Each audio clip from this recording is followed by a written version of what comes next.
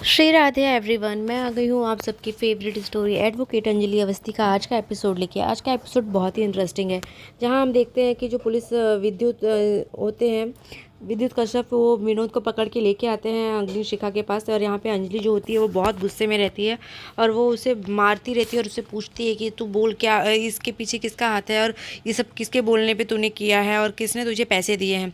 पर वहाँ पे विनोद जो होता है वो अभी तक कुछ बोलता नहीं है।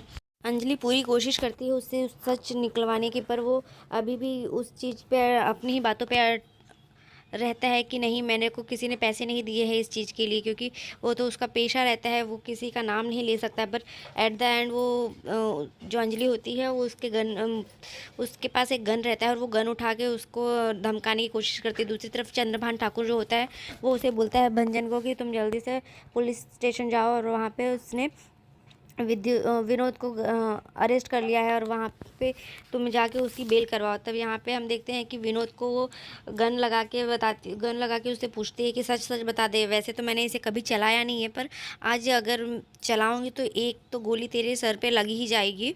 तो इस वजह से विनोद जो होता है बहुत डर जाता है।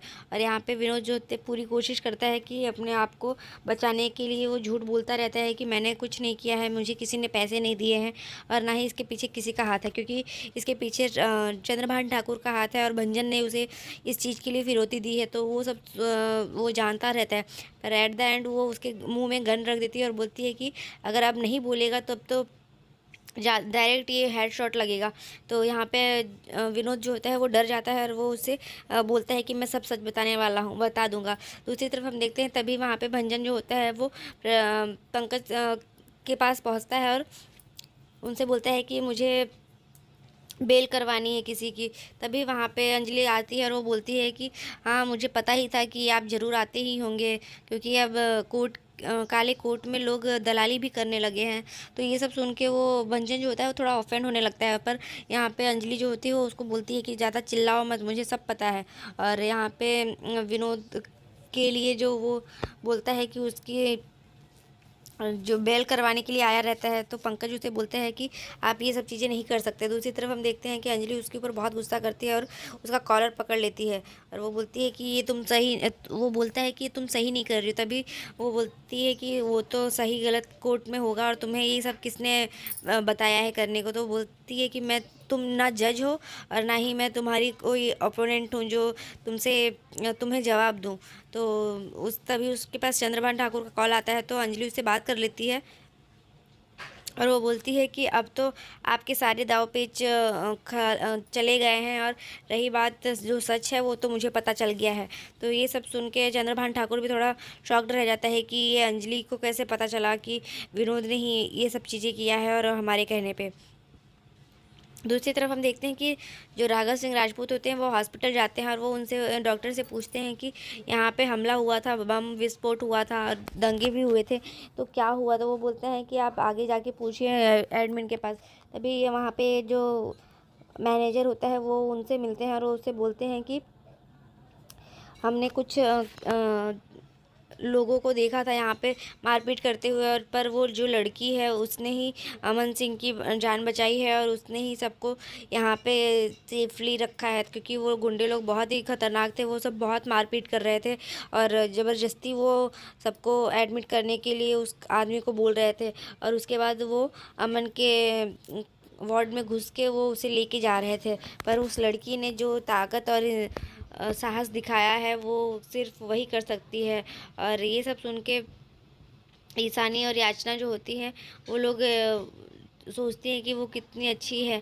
और तभी वो फिर से एक नर्स से पूछते हैं, तो वो नर्स भी सारी बातें बता देती है कि कैसे हुआ था, क्या हुआ था। तो वो बोलती है कि आप तो पूछो ही मत उस दिन की बात, क्या हुआ और आज तो क्या हुआ। जो हुआ था वो लोग सब कुछ उससे बताने लगी कि किस तरीके से वो लोग मारपीट कर रहे थे और बहुत ही बेरहमी से सबके ऊपर अटैक कर रहे थे। तभी वो लोग अमन को उठा के लेके जाने वाले थे और उसको चाकू से मारने वाले थे, पर पुलिस भी कुछ नहीं कर पाई और वो लड़की जो है वो सबको मार गिराई और अपने अमन को फिर वहाँ से बचा के वापस से उसने हॉस्पिटल में शिफ्ट किया। और यहाँ पे तभी हम देखते हैं कि जो ईशानी होती है वो उसे बोलती है कि बड़े पापा आप अभी भी बोले हैं कि अंजलि भाभी अमन भैया से प्यार नहीं करती हैं, अभी भी आप उनके कैरेक्टर पे और उनके प्यार पे आप शक करेंगे।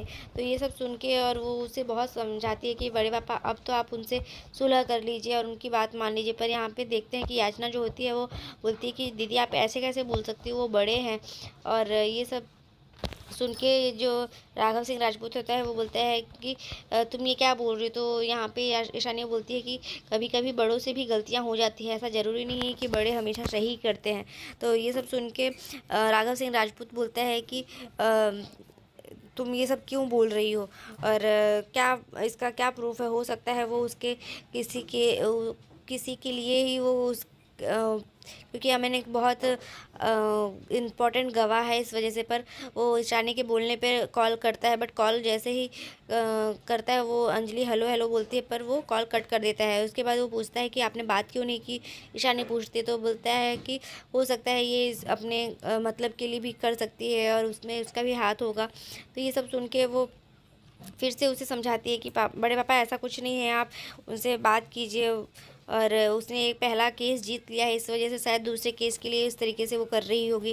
दूसरी तरफ हम देखते हैं कि जो अंजलि होती है वो युवराज से मिलने जेल के लिए जाती है और उसे बोलती है कि बबुआ तूने बहुत चाल चली है, लेकिन तुमने वो खेल तो खेला होगा ना, शतरंज की खेल में जो प्यादा 2.5 कदम प्यादा 1 कदम, घोड़ा 2.5 कदम और हाथी और ऊँट को इधर उधर कर देने से तुम खेल सोचते हो कि तुम्हें आ जाता है, पर ऐसा कुछ नहीं है। तो यहाँ पे हम देखते हैं कि जो अंजलि होती है वो उसे बोलती है कि शायद तुम इस खेल को जिसके साथ खेल रहे थे तुम भूल चुके थे कि वो कोई अनाड़ी नहीं, वो सबसे बड़ी खिलाड़ी है। और मेरा कद भले ही छोटा है और मैं भले ही छोटी सी हूँ, लेकिन धमाका बहुत ज़ोरदार करती हूँ। तो ये सब सुन के जो युवराज होता है वो थोड़ा ऑफेंड होने लगता है कि ये ऐसे कैसे बोल सकती है मुझसे। और यहाँ पे अंजलि जो होती है वो उसको बहुत सुनाती है कि तुम्हें तो अब पता चलेगा कि क्या होने वाला है। और जो तुम्हारी चाल थी वो विनोद को तो हमने गिरफ्तार कर लिया है और वो सारा बयान दे चुका है। तो ये सब सुन के युवराज को ऐसा लगता है कि बहुत टेंशन होने लगती है और वो सोचता है ये इसको कैसे पता चल गया। तो यहाँ पे वो बोलती है कि जो तुम्हें ऐसा लगता है कि तुम बहुत बड़े खिलाड़ी हो, लेकिन तुम एक दूध पीते बच्चे ही रह गए।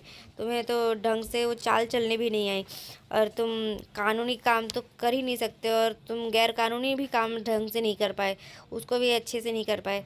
तो वो बोलती है कि ये सब तो मैं सब संभाल ही लूँगी और मुझे इंसाफ दिला के ही रहूँगी। तभी वो बोलता है कि तुम शायद भूल रही हो कि तुम लॉ, वो बताती है उसको लॉ के बारे में कि तुम्हें लॉ तो आता ही नहीं है। और फिर वो उसे बोल के जाती है कि आई एम द लॉ, क्योंकि वो उसे सोचता है कि युवराज ठाकुर का केस जो है वो राघव सिंह राजपूत लड़ रहा है तो वो जीत ही जाएगा। पर वो बोलती है उससे कि आई एम द लॉ और मुझे कोई सब चीज़ों का पता है लॉ के बारे में, तुमने तो ढंग से उसे जाना भी नहीं है। दूसरी तरफ हम देखते हैं कि राघव सिंह राजपूत जो होता है वो उसके लिए बात करता है और भंजन जो होता है वो अभी भी उसके लिए भड़काता रहता है कि अमन अभय और अंजलि का अफेयर चल रहा है, वो लोग किसी को बताते नहीं हैं पर वो चल रहा है और उसी ने मारने की कोशिश की है अमन को।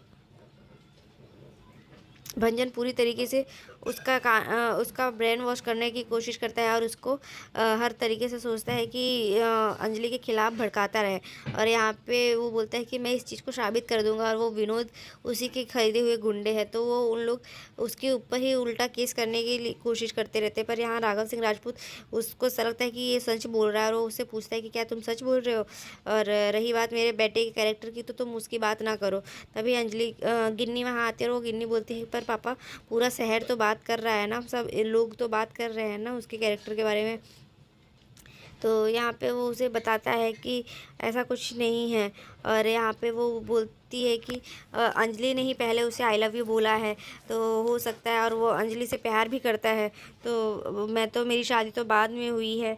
तो ये सब चीज़ें सुन के वो उसे बोलता है कि जो अंजलि गिन्नी होती है वो बताती है कि पापा वो तो उनकी शादी तो हो चुकी है। तभी उसके पास फ़ोन आता है और यहाँ पे वो बोलती है कि अंजलि एडवोकेट अंजलि विस्ती बोल रही हूँ। तभी हम देखते हैं कि जो अमन होता है वो बोलने लगता है, वो अंजलि का नाम लेता है। आज के एपिसोड में बस इतना ही फ्रेंड्स। नेक्स्ट एपिसोड में हम जहाँ देखेंगे कि अमन जो होता है वो होश में आने वाला रहता है, तभी वहाँ राघव सिंह राजपूत जो होता है वो अंजलि को देख के गुस्सा करता है, और अंजलि जो होती है वो उससे बोलती है कि ये उठेंगे ज़रूर। और उठते ही सबसे पहले ये क्या बोलेंगे आपको पता है? तो वो बोलता है क्या? तो वो बोलता है कि ये बोलेंगे कि अंजलि मैं तुमसे बहुत प्यार करता हूँ। और यहाँ पे ये सब सुन के राघव को बहुत गुस्सा आता रहता है। तभी वो बोलता है कि तुम क्या कहना चाहते हो? तो वो बोलती है कि ये जल्दी से ठीक भी होंगे। और वो भगवान के मंदिर का फूल लेके आई रहती है और उसे उसका स्पर्श करवा के उसे बोलती है कि आप जल्दी से ठीक हो जाइए अमन जी। तो आज के एपिसोड में बस इतना ही है फ्रेंड्स। मिलते हैं नेक्स्ट एपिसोड में, तब तक के लिए bye bye, take care, Radhe Radhe.